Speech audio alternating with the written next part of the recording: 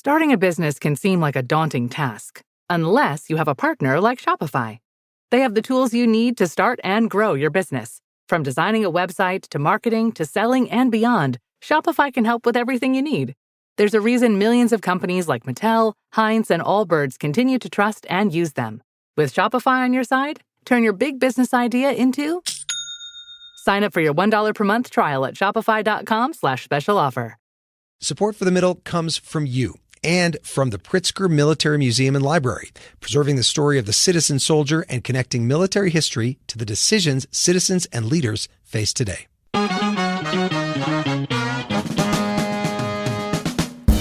Welcome to a special edition of The Middle. I'm Jeremy Hobson, and the United States is once again at war in the Middle East, this time with the nation of Iran, which is a country of more than 90 million people. The U.S. and Israel launched a surprise attack over the weekend, killing Iran's supreme leader, the Ayatollah Ali Khamenei, and many other top officials. President Trump says now is a chance for the Iranian people to take over their government, and many Iranians have cheered the news, but many others in the country remain loyal to the regime. Iran's military has responded with a barrage of attacks across the Middle East, from Israel to a U.S. military base in Bahrain, to the airport in Dubai, to Kuwait, where multiple U.S. service members were killed. So what was the reason for all of this? Well, his initial statement, President Trump cited decades of attacks by Iran and its proxies against the U.S. and its allies, and also the fear that Iran could develop a nuclear weapon capable of reaching the United States. But senior U.S. lawmakers have said there was no imminent threat. It's also worth noting that Congress has not authorized military action against Iran, and the president has yet to make a case for war to the American people, which brings us to our goal this hour, to hear from you, the American people. What do you think about the U.S. attacking Iran, killing its leader, and bringing the U.S. into another war? Our number is 8444-MIDDLE. That is 844-464-3353. Or you can reach out at listentothemiddle.com or on YouTube. Joining me this hour as we take your calls is former NPR international correspondent Deborah Amos, now a professor at Princeton University. Deb, welcome back. Thank you very much. And longtime Iran expert Trita Parsi, co-founder and vice president of the Quincy Institute for Responsible Statecraft. Trita, great to have you on. Thank you so much. Well, and you were born in Iran, Trita. You lived there as a child. You've written many books on Iran. You co-founded the National Iranian American Council. How do you see what's happening right now? I think this is a huge mistake. There was a deal on the table that Trump could have accepted. In fact, he could have declared victory based on what the Omani foreign minister, who was the mediator chosen by the United States to mediate this conflict. This deal that had been put on the table was far stronger than what the Obama administration had managed to achieve. And as a result, he could have declared victory. Instead, he chose to declare war. And I think he had the expectation that this would be a relatively quick affair. By the tactical win of eliminating the supreme leader, they were hoping that there would be a quick regime implosion, and by Sunday evening this would be over with. He could declare victory and have another one of these Venezuela moments. Instead, we're seeing that the Iranians are escalating on numerous fronts, and their strategy is to prolong the conflict, extend the conflict geographically, and inflict as much pain as possible on the United States in order to get Trump to back off. So I think at this point, the U.S. has lost control of exactly how this war goes. Not that the Iranians control it either, but it means that the original plans are now out of effect. And we don't really know where this goes from here, except for the fact that I think there's going to be a tremendous amount of bloodshed. Well, you think that the Iranians have the capability to extend this conflict for a long time, Trita? I think they do have the capability, because at the end of the day, they have sat and planned and prepared for this for quite some time.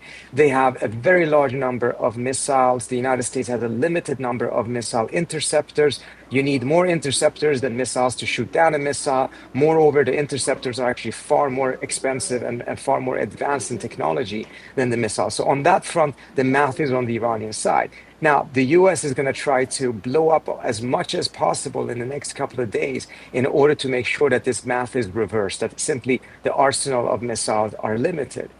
But nevertheless, we've already seen that the Iranians are They don't seem to respect any red lines any longer after the supreme leader was killed. They have extended this war into almost every GCC territory. They've even shot missiles at Cyprus, where the Brits have been using a base that apparently also has been used against Iran. So at this stage, at least, it appears that they have the capability of extending this fight into new geographies. Deb Amos, you covered the other big wars that the U.S. has fought in the region. The war in Afghanistan lasted 20 years, took hundreds of thousands of lives, including thousands of U.S. service members and contractors. The war in Iraq lasted 9 years. Again, hundreds of thousands of lives lost. Is there any reason to think that this war would only last a few weeks, as President Trump has said?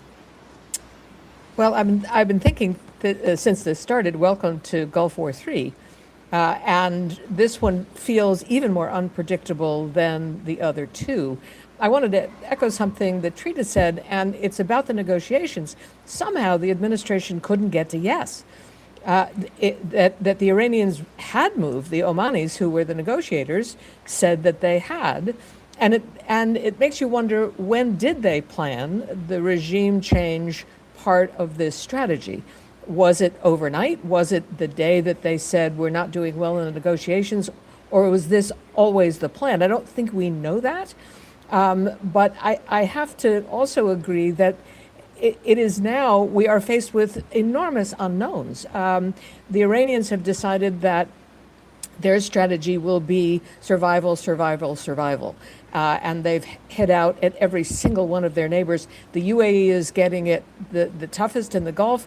They are closer to Israel than any of the other Gulf states. The only place they haven't hit is Syria, because the U.S. took their troops out just a couple of weeks ago. And so it's the only place that hasn't gotten it. But Lebanon was hit relatively hard. Although you have to ask yourself, why would Hezbollah do a small tap, knowing exactly what was going to happen? But I'm seeing reports of, clogged roads, families leaving, people in bathrobes, running out of their houses onto a choked road. I think it is very hard to predict how long this lasts, no matter what the president says. 4 or 5 weeks is what he's talking about. But, everybody has their own logic, and the Iranians have one too. Well, and Trita, do you expect that the other countries in the region that have been hit, including now Saudi Arabia, Kuwait, United Arab Emirates, et cetera, will they start firing back and get into this and turn this into a wider regional conflict? The entire point of most of these countries, at least, has been to stay out of this fight, that this would be a complete lose situation for them if they are dragged into this fight. They don't have the capabilities to defend themselves entirely. And moreover, they're very frustrated with the United States because the U.S. is using almost all of its capabilities to protect Israel from Iranian missiles, but not these GCC states. So I don't think that is what they want. At the same time, the Iranians are attacking their soil. And it's not just the bases. It's also other places where they can find American soldiers, such as hotels and other places. So there's also a lot of pressure on them to do something in return. The only one, I think, who potentially would do something would be Saudi Arabia. And even in that case, I would suspect it would probably only come at a stage in which Iran has been significantly weakened so that the risk for Saudi Arabia is not too high. They probably wouldn't do too much, but at least show that they did respond to an attack, to attacks that the Iranians had inflicted on them. And on the Iranian side, at this point, they see this as a completely existential. So they don't seem to care too much about what happens afterwards, because Iran and these GCC states are going to remain neighbors for centuries to come. And they had actually moved in a positive direction in terms of their relationship. This is going to set it back dramatically, but the Iranians don't seem to care at this point. Deb Amos, do you get a sense from listening to Trump over the last few days and other members of the administration about what the actual reason for this is? Is it about the nuclear threat? Is it about regime change following what happened in Venezuela? Is it about America's relationship with Israel? I think that is what's so astonishing to watch this. I don't think we know. And it makes me wonder if they do. That, you'll see the Minister of Defense say one thing and the president say something else. That is quite unusual. There should be in a time of war, some sort of message discipline, but there's not. And I think the president hasn't explained to the American people what this is about.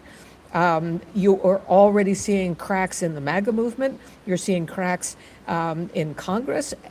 This is a question that you should put to the president instead of me, because I think that it not only is his base doing it, but Congress as well. What is it? What is this about? Yeah, could I add something to this? Yes, please. I completely agree that there is a tremendous amount of message confusion here. I do think that there was an original plan, but that plan very quickly went off the rails despite the initial tactical success. And that was regime implosion, meaning they thought that by taking out the supreme leader, there would be such a vacuum at the top that the rest of the system more or less would just implode on its own. And that would then create a completely new scenario in which certain factions in the IRGC perhaps would prove themselves to be more willing to surrender to Trump's demands, and that this whole thing could increasingly look like a Maduro type of a Venezuelan model. Where I think the real confusion has been, and it's very, very interesting, is not that that was the goal. It's rather that they don't know how to sell this to the American public. They're just changing the motivation and the justification for this every 5 seconds. I mean, they're grasping at straws. In one of the statements that Trump made, he was talking about that they needed to do this because Iran is at war with civilization. I don't even know what that means. I don't know anyone who knows what that means. And it's also very clear how unconvincing this has been to the American public, because a decision of this kind, we're not talking about a small war here. To go to war with a country of 90 million, you need to be able to explain to the American people why this absolutely was the option of last resort, that this was not something of a preference. And the president has really failed to do so. Well, we remember Trita, in the wars. Sorry, Deb, stand by, because I just want to remind our listeners you can reach us at 844-4-MIDDLE. It's 844-464-3353 or at listentothemiddle.com. And it's, of course, worth noting that President Trump, as you said, withdrew the United States from the nuclear deal with Iran that was negotiated during the Obama administration. And then last year, he ordered the bombing of several nuclear sites, claiming afterwards that the strikes had completely and totally obliterated Iran's nuclear enrichment facilities. Our objective was the destruction of Iran's nuclear enrichment capacity and a stop to the nuclear threat posed by the world's #1 state sponsor of terror. Tonight, I can report to the world that the strikes were a spectacular military success.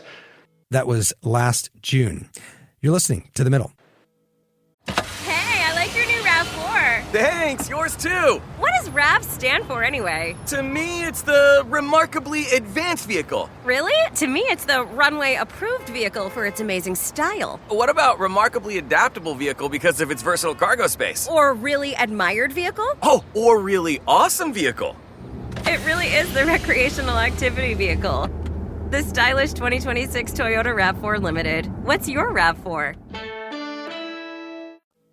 This is a special edition of The Middle. I'm Jeremy Hobson. If you're just tuning in, The Middle is a national call-in show. We're focused on elevating voices from the middle, geographically, politically, philosophically, or maybe you just want to meet in the middle. This hour, we want to know what you think about the U.S. war against Iran. You can reach us at 844-4-MIDDLE. That's 844-464-3353, or you can write to us at listentothemiddle.com.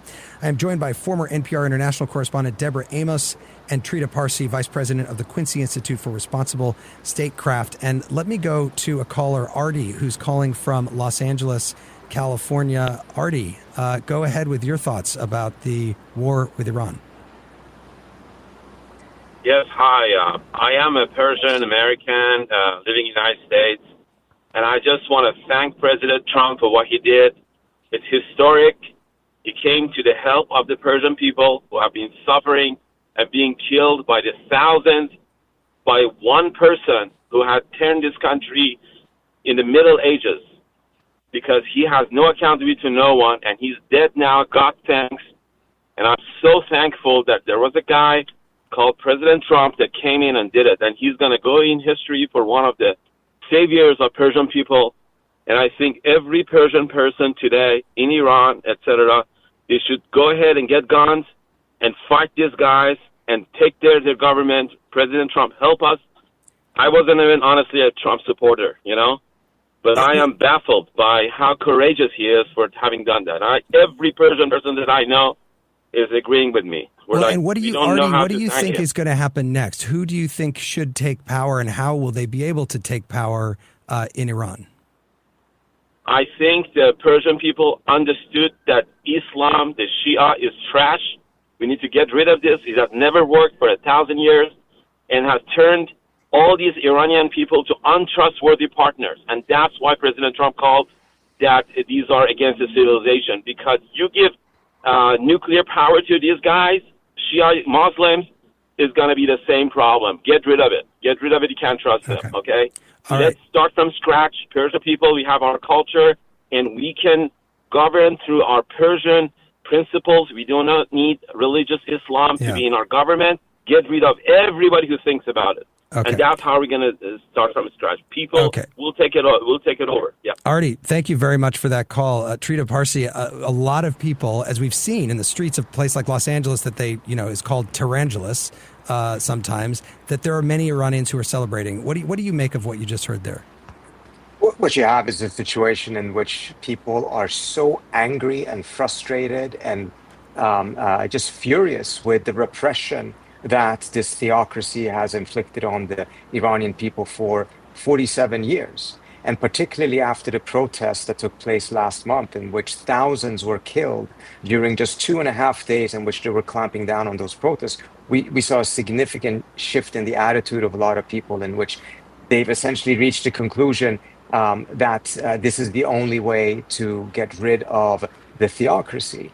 I do think that this is not going to work out the way they think. We have already examples of everything from Iraq to Afghanistan to Syria, in which even the worst of dictatorships has justified and maybe feeling to get rid of them through force. Nevertheless, oftentimes it leads to the destruction of the country in the process. Already we are now seeing bombings in Iran that are killing thousands of civilians, I would suspect. At least the number must be somewhere close to that.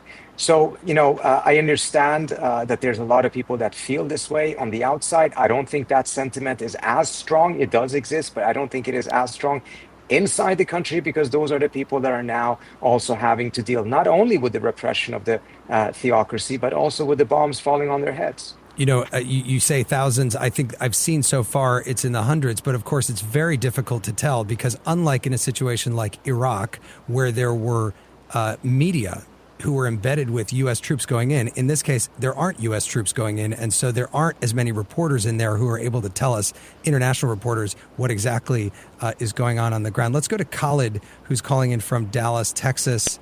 Khalid, go ahead with your thoughts about the war with Iran. Hey, so I'm no expert on, everything that the suffering of the Persian people. I have a lot of Persian friends. Nobody likes the regime, and I'm not, diminishing what the people have gone through. But I think from a standpoint of a taxpayer and as an American as well, what is the end goal? So you go in and you kill the head of the dictatorship. What's next? Is it just going to be a decades-long war where we're trying to fight, these other leaders that come in that are even worse than the prior one? Is it going to be a situation like Afghanistan, where how long did we spend there? As soon as we pulled out, the Taliban took right over. What's going to happen? I don't think that this can just be won by, aerial bombardment. It's a country of 90 million people, and the Persian people have a strong history of, leadership and science, and they're very well educated, and I'm sure they can come up with something, but has anything been planned yet? And that's where my concern is, an American taxpayer. Are we going to end up seeing more casualties, more money spent? What's going to happen?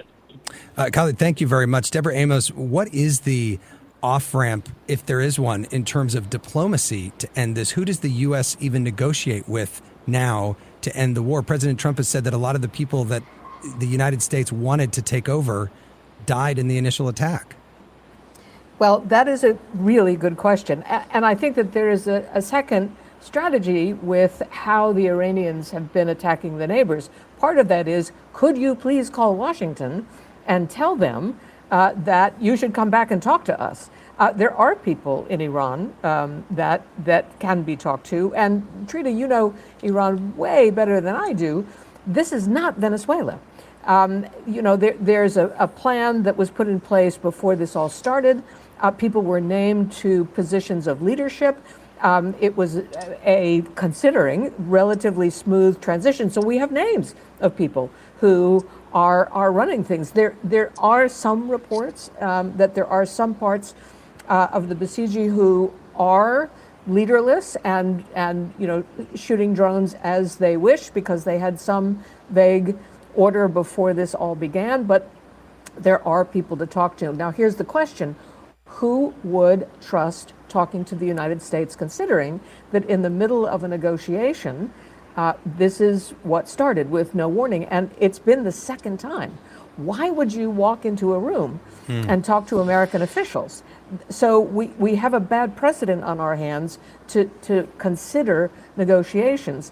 And, the Europeans are certainly not united, and their responses have been different. There's nobody else who's figured out how do we step in and try to find a way out of this. So off ramps, I don't know. And just one more thing about the Iranians. I mean, you've had to keep two thoughts in your head as you're watching this. Yes, Iranians are incredibly excited, some of them, not all of them, about what has happened. This happened in Iraq as well. There were people who cheered in the streets when Saddam fell. But what happened next was chaos. And that is the real danger here. And it went on for a very long time. And Trita, the other thing the president has said is that he wants members of the Iranian military to surrender. But who are they supposed to do that to right now, if there's not a U.S. presence on the ground? So I think actually the thinking in the administration about the idea of surrender is actually part of the reason why we've ended up in this mess. Donald Trump has been lulled into a narrative in which it states that Iran is much weaker than it actually is. Iran is weaker than it was 2 years ago, undoubtedly, but not as weak as Trump believed them to be. And as a result, the only thing that he thought was acceptable was for them to just completely surrender. And he thought that by sending more and more warships to the region, he would eventually scare them enough into submission and surrender. Not understanding that for this specific theocracy, because of a variety of reasons, they fear surrender far more than they fear war. They believe they can survive a war. They have a strategy to survive a war. They cannot survive a surrender. Their entire base of support, which is already much smaller than what it used to be, would evaporate in that moment. So this goes against everything they believe in. And as a result, is just sending more warships there in order to scare them into a surrender, I never thought was going to work. And at this point, the belief that if they at this point would negotiate, that the negotiation would again be about a surrender, I also think is a fallacy. The Iranian strategy at this point is to not accept any ceasefire prematurely, and from their view.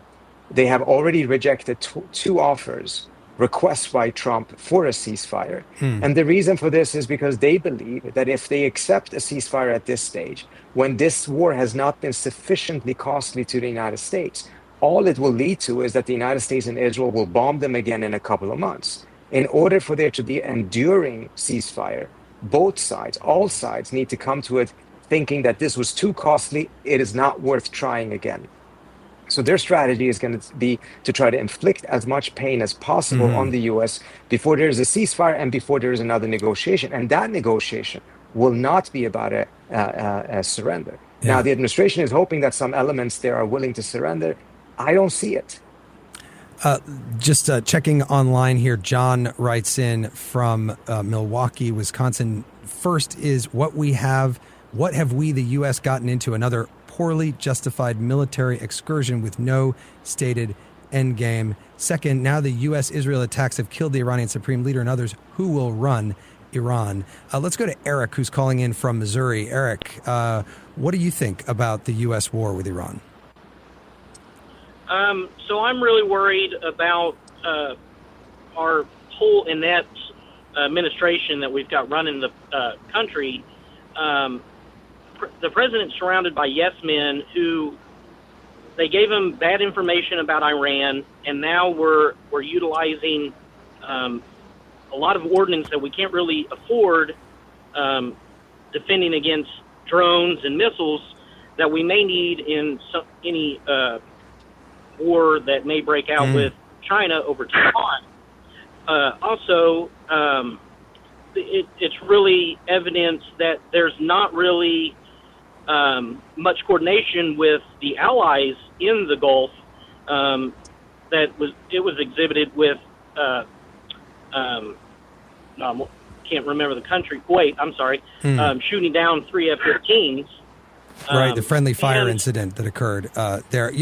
Al, let me stop you there, Eric, because you brought up a very interesting point about China, and I want to ask Deb Amos about that, which is how does this relate to the other things that are going on in the world right now? Russia obviously has lost a friend in Iran, and they're in the midst of the war with Ukraine, and also you've got China, which has got its eye on Taiwan.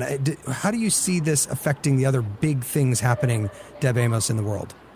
You know, better analysts than me have written all this week that this is not a moment for China to move into Taiwan. And also, when you're seeing a competitor, flailing, why take any of the attention off of this moment? And it's better to sit back and wait. You think that they see the U.S. as flailing right now? It appears to me they are. If I could tell you in a sentence what this was about, I would back off that sort of judgment. But yes, it does. It does seem that there is no strategy. There's no end game. There's no exit ramp. I would say those things add up to a bit of a flail. Okay. Let's go to Al, who is back in L.A. Al, what do you think about the situation in Iran? Yes, I'm Kurdish Iranian, and I do not agree with anything that's happening. I don't agree with the Iranian government, nor do I agree with what the American government is doing, because I want to see it happen through the Iranian people revolution again. I wanted to see them, what the Iranian people want, not what the American people want, because what Iranian Americans want is different than what Iranians in Iran want. And what the government doesn't recognize is that we have multiple diverse ethnic people, like the Kurdish people, like I am, and the Baluchi people, and the various other ones. And none of the governments care, or none of the Iranian governments have cared about that for the last 50 years since Mossadegh. And I just want Iran for the Iranians, not for anyone else. And do you think that the Iranians could have done this on their own, especially after so many were murdered in the last couple of months by the regime? I think they could have, because we saw the spark when Mahsa Amini died. When the revolution of her happened, we saw some change happen. And if the people keep the pressure on them, the government's going to see that, look, what we're doing is not popular among the world. Even our Arab neighbors are not happy with what we're doing. Al, thank you very much. What do you think about that, Trita? Could the Iranian people have stood up on their own and overthrown this regime without the help of the United States? Absolutely. The Iranian regime overthrew the regime of the Shah. The Iranian people overthrew the regime of the Shah in 1979. Which was a government that had the full support of the United States and most of the Western world. The Iranian people actually absolutely could have done this. And I think the caller reflected a view that is very, very common. People don't like this regime, but at the same time, they see it in the context of a longer struggle for independence, in which they want Iran to be for the Iranians just as much as American people want America to be for the American people. And like that other caller who asked, what is this going to do to our, we're paying for all of this with no plan, and how is this actually in the US's interest? I would also say one other thing that I think is very important to understand. We have seen a contraction of the political space in Iran for the last 20 years. Iran is more repressive now than it was 20 years ago. There was more political space before, during the time of the Khatami years, for instance. And what we've seen during this period is that people have really lost faith in the idea that there could be reform of the system, meaning that there would be change from within that would be within the framework of the government. But that doesn't mean that change from within is impossible. It was more a reform of the system that people have lost faith in. But one of the things that has happened in all of this is that the US sanctions policy has devastated the Iranian economy. It has cut and decimated the Iranian middle class between 2018 and 2019, when Trump reimposed all of the sanctions and went for maximum sanctions policy. 1/3 of Iran's middle class moved into poverty. When you have a middle class that is getting weaker and weaker, it means that there's a society that no longer can actually pressure the state, at least not from a position of strength. Instead, they're going out on the streets from a position of desperation, not from a position of strength. If we had not walked out of the JCPOA, if the Iran deal had stayed in place, the sanctions had been lifted, the economy would have been lifted up, I think by now the middle class in Iran would probably have grown another 10, 20%. And its position vis-a-vis the state to get through all of the different changes, including the rights for minorities, for instance, that the previous caller mentioned, would have been much stronger than it is today. The belief that the only way this could be done is because of some sort of a military intervention from the outside has absolutely no historical basis. Well, the military action against Iran also goes against many statements President Trump has made in the past. In 2016, he said, quote, "We will stop racing to topple foreign regimes that we know nothing about." And he said this about President Obama in 2011. Our president will start a war with Iran because he has absolutely no ability to negotiate. He's weak and he's ineffective. So the only way he figures that he's going to get reelected, and as sure as you're sitting there, is to start a war with Iran. Now, I'm more militant and more militaristic than the president. I believe in strength. But to start a war in order to get elected, and I believe that's going to happen, would be an outrage. President Trump in 2011. More of your calls coming up on The Middle. This is a special edition of The Middle. I'm Jeremy Hobson. This hour, we're asking how you feel about the military action in Iran. I'm joined by former NPR international correspondent Deborah Amos and Trita Parsi, co-founder and vice president of the Quincy Institute for Responsible Statecraft. Our number is 844-4MIDDLE. That's 844-464-3353. Or you can reach us at listentothemiddle.com. Let's go right back to the phones. And Jack, who's calling in from Overland Park, Kansas. Jack, go ahead with your thoughts about the war with Iran. Yeah, it doesn't seem that we have any real interest in bombing Iran. They don't seem to really be much of a threat to us, and I think we all know that we got pulled into this on behalf of Israel.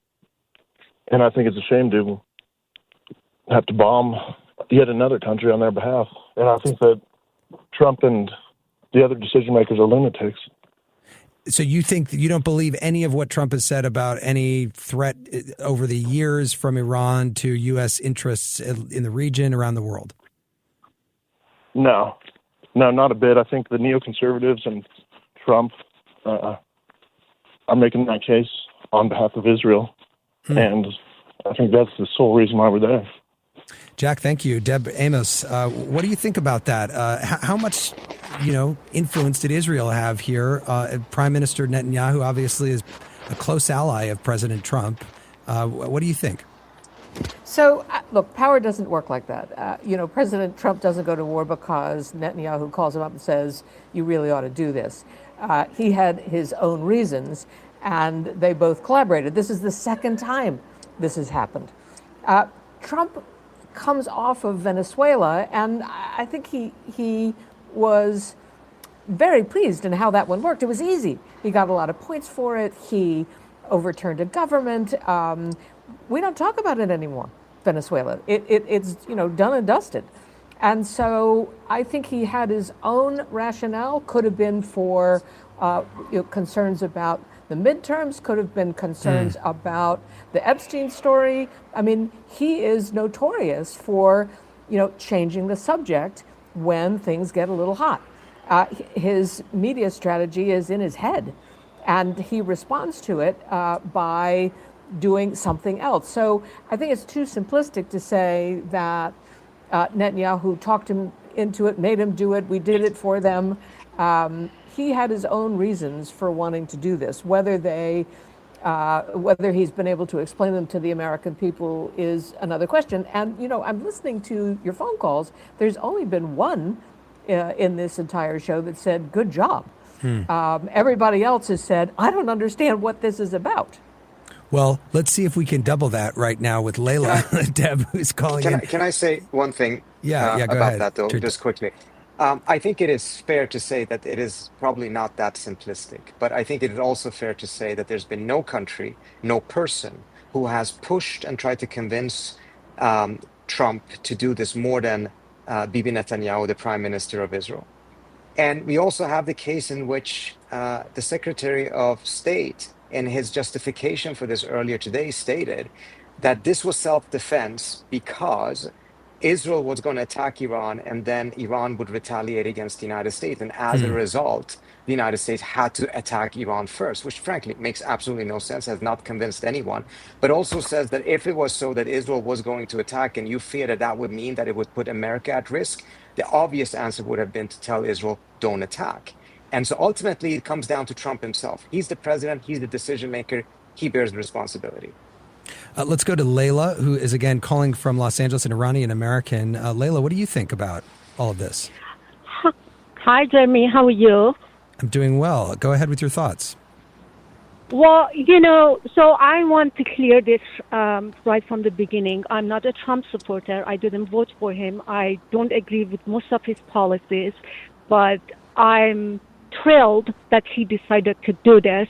Although, it might be that when he said help is on the way, he didn't mean it. And I feel from what I'm seeing in the news, this attack seems to me been,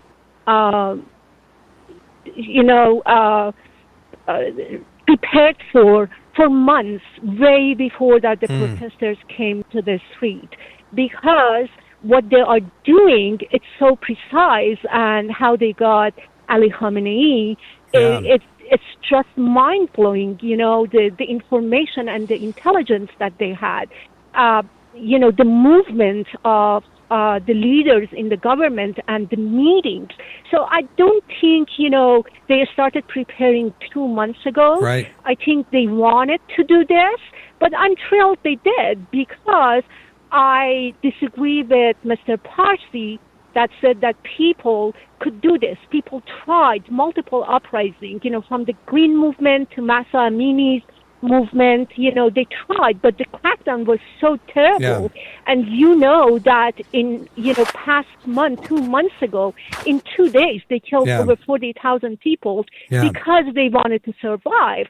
And, one of your callers said, the change should come slowly within the government, and people tried, right? But it didn't work. It didn't work in the past. It didn't work. So there was no other way, right? To and people. I got to stop you there, Layla, because we've got to move on. But I appreciate your call. Thank you so much, Deb Amos. There, another Iranian American, very happy about this. It does make me wonder. When we've talked a lot this hour about comparisons with Venezuela, obviously not a lot of people mourning the loss of the Ayatollah, who was a brutal leader. Similarly, not a lot of people upset about the capture and arrest of Nicolas Maduro in Venezuela. Trump also supported the Syrian opposition that took power after overthrowing Bashar al-Assad, who nobody's really unhappy about him being out of power. Can the argument be made, Deb Amos, as I'm sure many Republicans are going to make now, that Trump is a president who is finally taking action against human rights abusers? Oh, you give me all the easy questions. Thanks a lot. So I'm, this was not one more bid for the Nobel Peace Prize, and it's not surprising to me that Iranian Americans and Iranians in Iran are cheering this. As I said, you have to keep these two conflicting ideas in your head when you're watching this unfold. The Venezuelans were delighted to lose Maduro. How are they feeling now? Not so great, because what they were promised they didn't get. I hope, for the sake of Iranians who were brave enough to come out on the streets and paid a terrible price, and I agree with Trita saying that it was an act of despair and desperation that put them out on the street. I hope when we look back 6 months from now, that there's a new regime and there's a new leadership and it's not as repressive as the last one. I hope that's true. But history tells us that that's unlikely. Right. The other thing, Trita, is the precedent here. I mean, if the idea is that the United States is going to go and take out any dictator who is terrible to their own people, I wouldn't expect that the U.S. is going to go after the Chinese government after everything that's happened with the Uyghurs, for example. You can't do that with every country around the world. You certainly cannot. But also, let's be frank, this has nothing to do with it. This is not the reason why Trump is doing these things. The idea that he suddenly cares that much about the Iranian people, frankly, is laughable. That's not how these things work. We have seen absolutely no indication that Trump actually cares about these things at all. He didn't even use the word human rights, I think, for the first 2 years in his office, first time he was around. So, and at the same time, you're also seeing what's happening in this country. You're seeing how he very quickly went and embraced the former founder of Al-Qaeda in Syria, who's now taken over Syria. I personally think that ultimately the U.S. has to deal with this new government in Syria. But the idea that someone who deeply cares about human rights would do so as quickly and as unreservedly as Trump did just contradicts any notion that this is being motivated by a concern for the Iranian people. Let's get a couple more calls in here.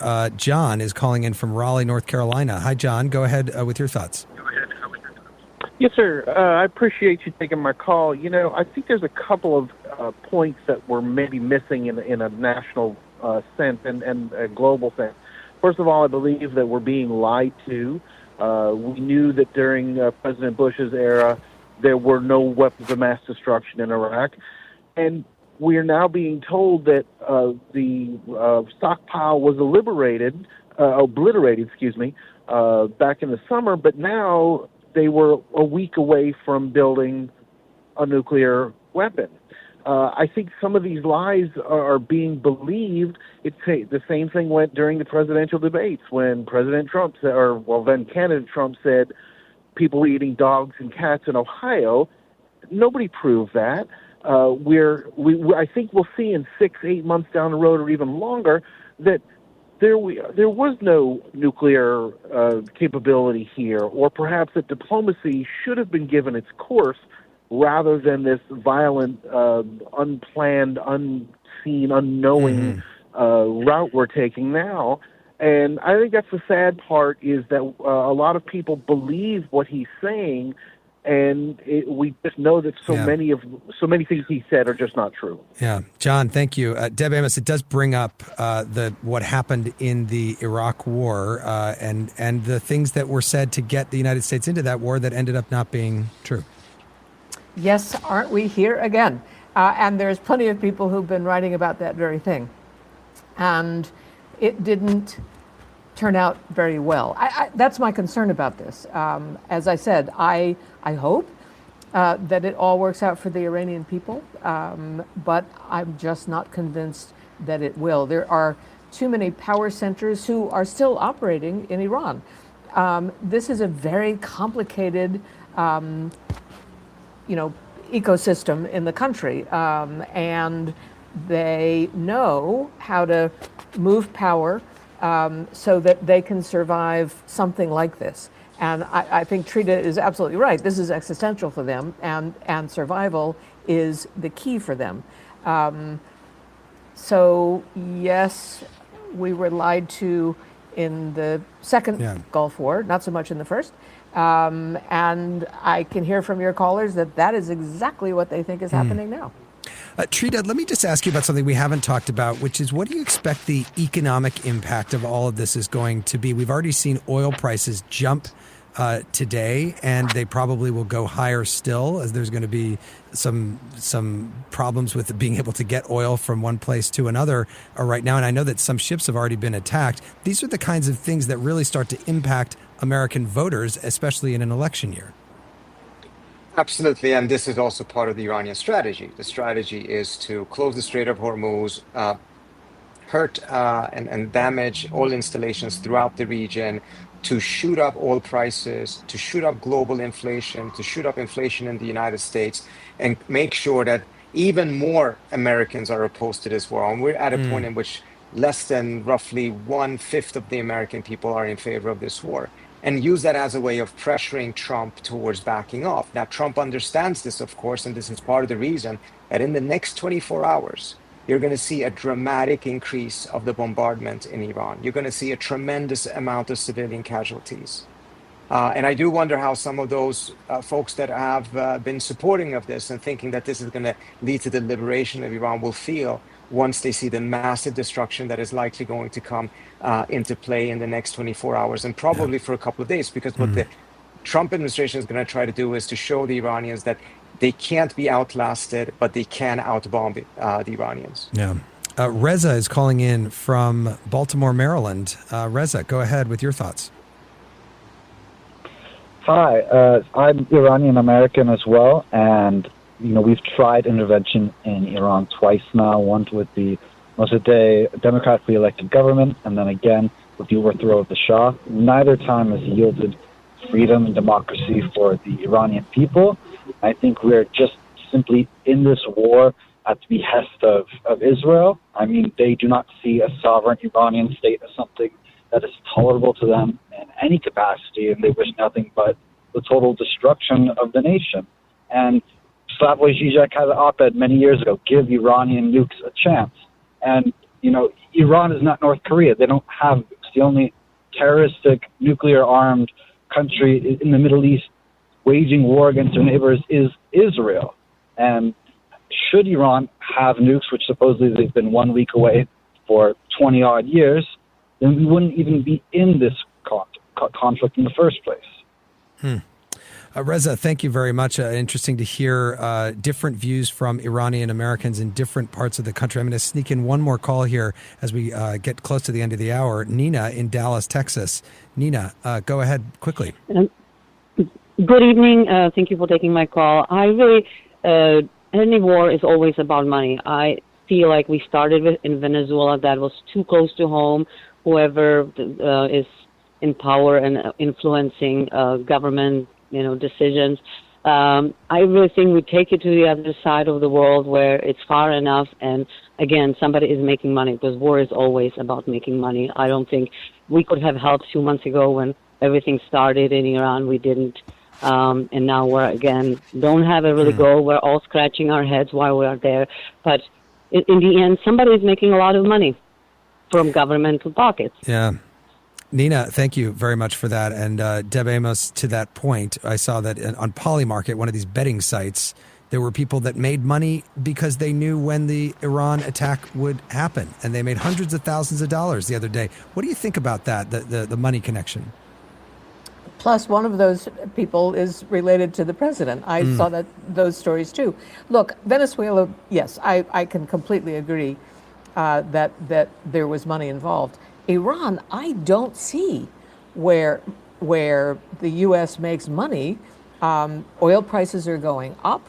The stockpile of weapons is going down in the United States. It is remarkably expensive to send this much military out to the Gulf. The cost of the interceptors is astronomical.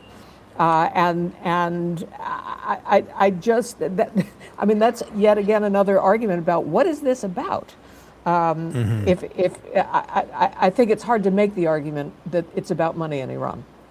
One thing though to keep in mind, as we are depleting all of these arsenals of weapons and interceptors and munitions, etc., the U.S. taxpayers are going to end up paying for all of the depletion, for all of the restocking of all of that. And the weapons manufacturers are going to make tons of money off of that.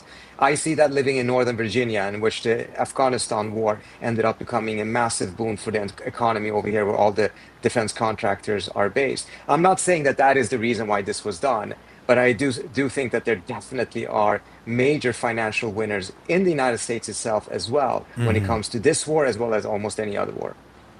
That is Trita Parsi, co-founder and vice president of the Quincy Institute for Responsible Statecraft. We've also been speaking with former NPR international correspondent Deborah Amos. Thank you so much to both of you for joining us. Thank you very much for having us. Thank you. And you can continue this conversation by going to listentothemiddle.com. You can sign up for our free weekly Substack newsletter where you can find out all the topics we'll be doing ahead of time and join the conversation with other Middle subscribers. We are also available wherever you get your podcasts. Just search for The Middle.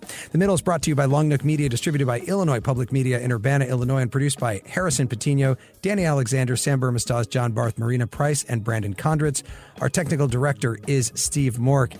This 1 hour special had to come together very quickly, and we are very grateful to our friends at New Hampshire Public Radio, Emily Quirk and Dan Colgan, for hosting us this hour. I'm Jeremy Hobson. I will talk to you soon.